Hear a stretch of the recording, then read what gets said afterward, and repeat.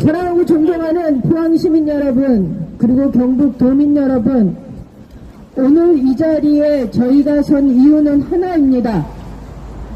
윤석열 정부가 지난 일제 36년에 대한 그 기간 동안에 온갖 고통으로 쓰러져간 우리 국민들에 대한 무도한 정치를 지금 자행하고 있는 것을 명백하게 규탄하기 위함입니다. 지난 3월 1일 기념사에서 그 기념사를 들으면서 우리는 우리 귀를 의심했습니다. 총칼을 들고 달려든 침탈자에 대해서는 반성을 요구하지 않고 오히려 세계사의 변화를 제대로 읽어내지 못하고 준비하지 못한 우리에게 일제 36년의 원인이 우리가 제공했다는 식의 그런 기념사를 대하면서 우리나라의 대통령인가 아니면 일본의 입장을 대변하는 대변인인가 의심을 할 수밖에 없었습니다. 그런데 한 발 더 나아가 3월 6일 박진 외무부 장관을 통해서 보여준 일본에 대한 입장을 들으면서 더 기가 찼습니다. 일제 전범 기업에 강제에 동원된 대한민국의 노동자가 수치로만 24만 명가량이 됩니다. 그 중에 경북에서 강제 동원된 노역자들은 약 2만 5천 명가량입니다.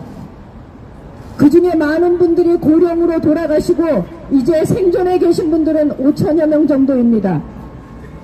그분들이 그 긴 세월을 살아오면서 강제 동원돼서 자신의 노동이 제대로 된 임금조차도 받지 못했던 것이 억울해서 법원에 소송을 걸었고 대법원은 2012년 일본 전범기업은 그 노동에 대해서 배상을 해야 된다는 판결까지 냈음에도 불구하고 대한민국 정부가 나서서 그 배상 책임이 일본에게 없으니 우리나라 기업들이 돈을 모아서 그 배상 책임을 다하겠다라고 발표를 했습니다. 이게 말이나 되는 일입니까? 대법원의 판결을 무시하는 처사도 어처구니 없지만 단 한마디의 반성조차 하지 않는 일본에 대해서 이렇게 굴종적으로 나서는 자세가 대한민국 정부가 어떻게 이렇게 대한민국 국민을 부끄럽게 만드는지 알 수가 없습니다. 우리 잊지 말아야 합니다.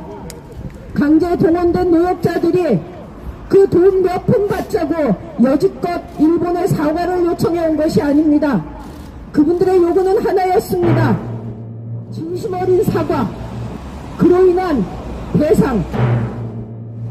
대한민국 정부는 이들의 목소리를 외면해서는 안 될 것입니다.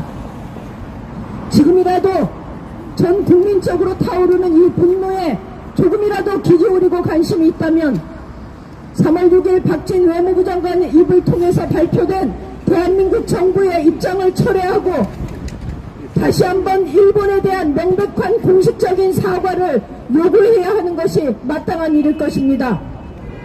일제에 의해서 강제 동원된 노동자들의 목소리와 우리 경북도당은 함께할 것임을 밝히면서 포항시민 여러분과 이 싸움에 동조를 요구하며 저희들의 목소리에 귀 기울여 줄 것을 부탁드립니다. 고맙습니다.